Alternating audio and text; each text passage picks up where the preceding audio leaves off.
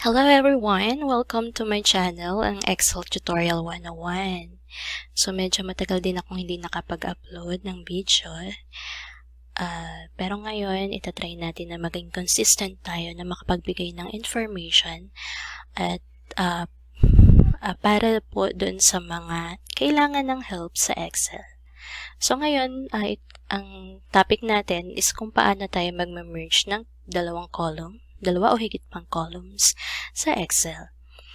So, ang una nating process ay yung paggamit ng concatenate. So, ito lang po yun.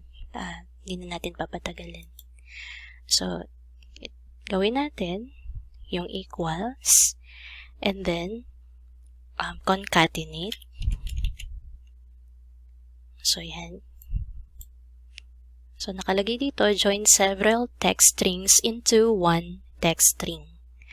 So, double-click lang natin yan. And then, naghahanap siya ng text 1. So, ang first natin na cell is B6.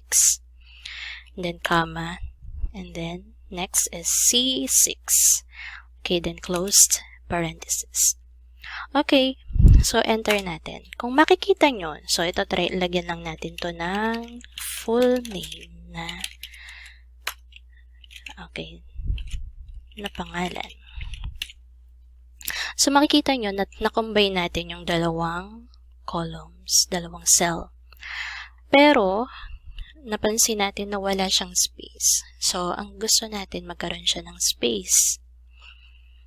Paano natin gagawin? So, double-click lang natin siya para mapalitan yung formula. And then, dito sa, after nitong B6, tsaka comma, lagyan natin ng quotation. Then, space, and quotation, and then comma ulit. So, ang ginagawa ng quotation is parang nag-i-insert siya doon nang wala doon sa tinignan natin na mga cells. So, B6 and C6 wala siya doon. So, naglagay tayo ng space sa gitna. And then, enter natin. So, ayan, kung mapansin nyo, may space na siya.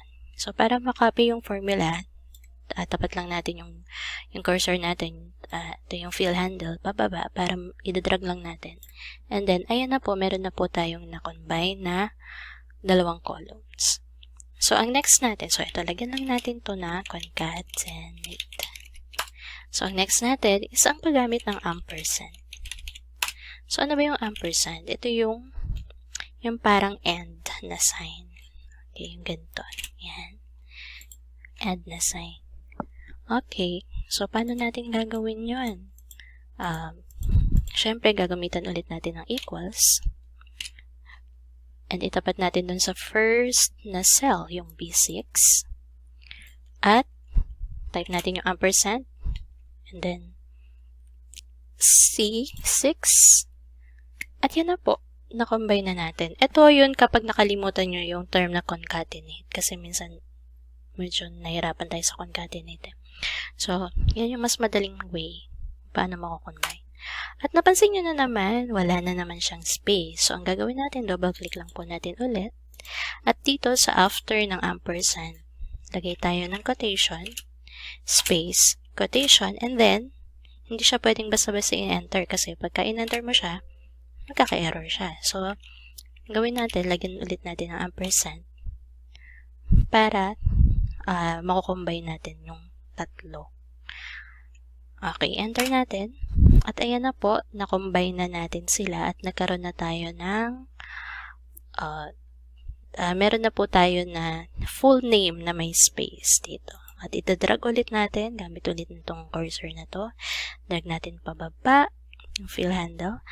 At ayan na po, meron na po tayong na-combine na dalawang columns. So, pwede rin natin itong gamitin sa mas maraming columns or multiple columns ng Excel. So, yan na po. Ilang po yung vlog ko for this day. At sana po, medyo nakatulong po ito sa inyo kahit paano.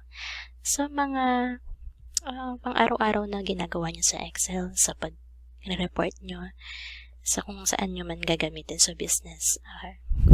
Yan. Malaking tulong po ito para hindi masasayang yung oras natin sa pagta-type kasi minsan kakopy cut copy, tapos, or ikakat natin tong mga to. So, isa-isahin natin siya. So, ito, mas madali ng paraan.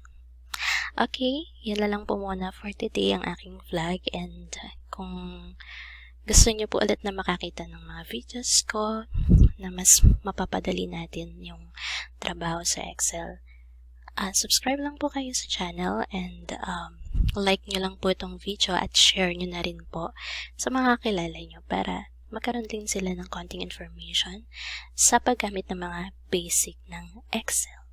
Okay, bye-bye for today.